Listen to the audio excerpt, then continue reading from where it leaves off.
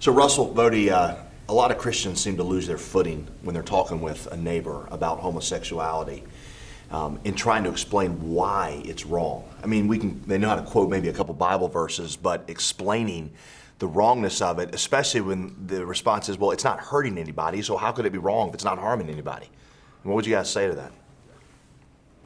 Well, I would say, first of all, you have to ask, what is this for? What is sexuality for? And so if we believe that God designed this, then that means that there's a purpose to it. And the complementarity of a man and a woman in a marriage relationship, fidelity, one flesh, that stands behind the whole reason for the design of sexuality. It's not just an individual matter. It's something that has to do with binding those two together in connection with future generations and with the generations that have come before. So it's kind of a big picture discussion about why do we even have sex? Well, what's the purpose here? And then the other problem is what a lot of our gay and lesbian neighbors assume is that we have marriage and we're wanting to restrict this marriage and we're not wanting them to have it. So we're wanting to keep something to ourselves. What we're saying is not, we don't want you to be able to get married. We're saying that same-sex marriage is impossible based upon what sexuality and what marriage is. So it's not that we're trying to disappoint our neighbors. We're saying this is for the good of human flourishing, and we love you. That's the reason why not only do we say that we think there's some restrictions for you, there's some restrictions on us in terms of what this looks like. Yeah, and there always have been. Yeah. And I think that's an important point. And I think people also need to understand two things. One, we say it's not harming anybody, it's me in my bedroom. Well, the current debate about marriage explodes that myth. This is not private. This is pressing upon culture as a whole. And because they framed it in civil rights language, it means that this is the greatest farce ever. You can go ahead and practice your religion. This has nothing to do with you practicing your religion. If this is a civil rights issue, and if us not doing weddings for homosexuals or not hiring homosexuals becomes violating civil rights, then it is not conceivable that the church will be unharmed by this. So that myth is exploded. This is not private, this is public. The other thing is that all legal decisions are based on principles and established precedent. And right now the principle is, sort of the Beatles mentality, all you need is love.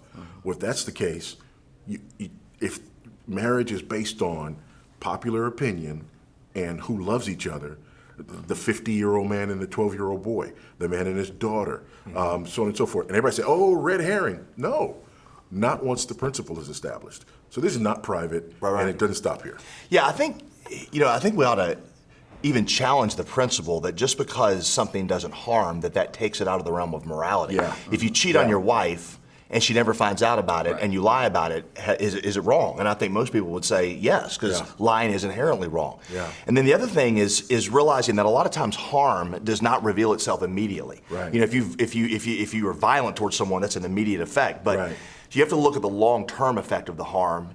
And for as long as there's been human history, you mentioned this, Voddie, that the sanctuary into which families have been brought forward has been a monogamous relationship between two opposite genders where they learn to love the other, and that is what the Creator called marriage. The Achilles heel right now of I think of the homosexual so-called marriage debate is just the utter lack of monogamy.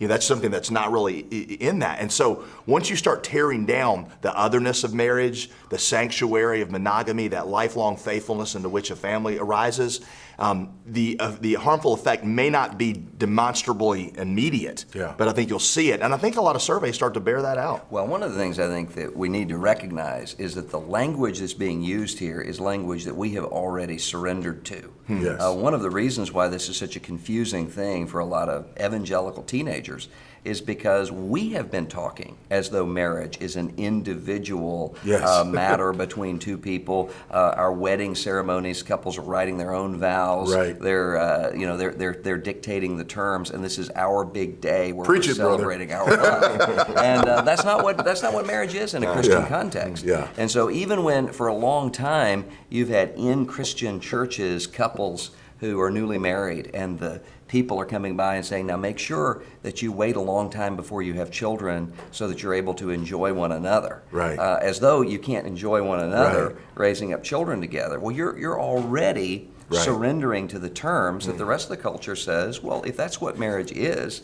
celebrating a relationship between two people. We have a relationship. Why shouldn't we do this? So I think we've got to back up and reclaim in our own churches a longer, bigger definition of what marriage is and start grounding that back in Ephesians 5 rather than the ways that we've accommodated. So maybe related to this, what role does the church have right now in speaking about this issue? I mean, there's some who say this discussion's lost.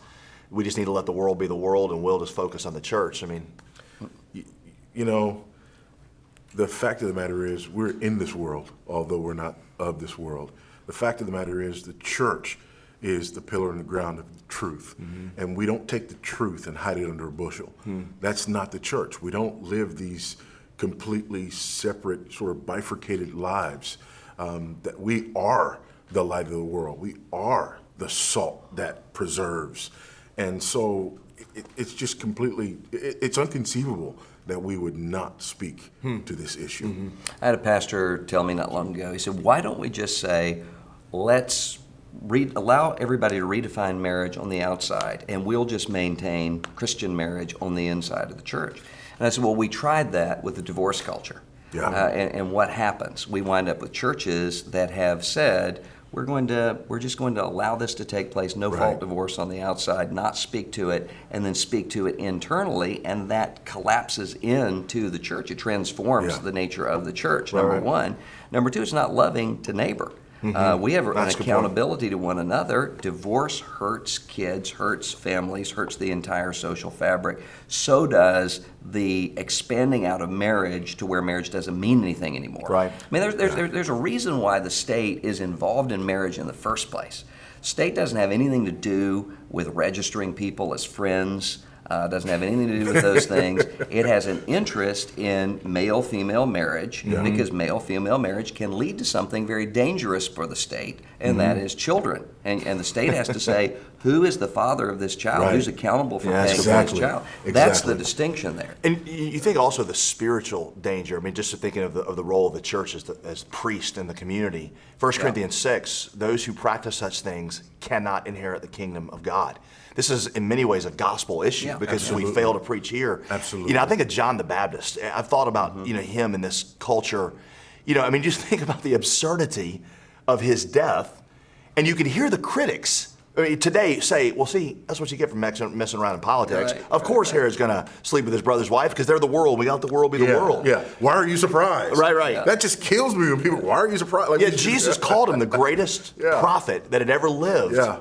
You know, up until his time. And you think of where is the spirit of John the Baptist who, I mean, are we willing to, the spirit of John the Baptist's the spirit of John the Baptist's enemies is at work within them today, but where is the John the Baptist in our culture? Yeah. Let me say quickly, and a hearty amen to that, but thank you for addressing what I think are two core issues as it relates to responding to the culture. Because they say, on the one hand, well, now you guys are concerned, but nobody says anything about divorce. That's a flat out lie. I mean, we've been talking about this for a long time, and there's a long paper trail of us, talking about this and dealing with this for a long time. And the second thing is Christians, and both of you have hit on this, Christians either saying, well, why are you surprised? That's them, this is us, or saying, well, the state has no business and no place in marriage.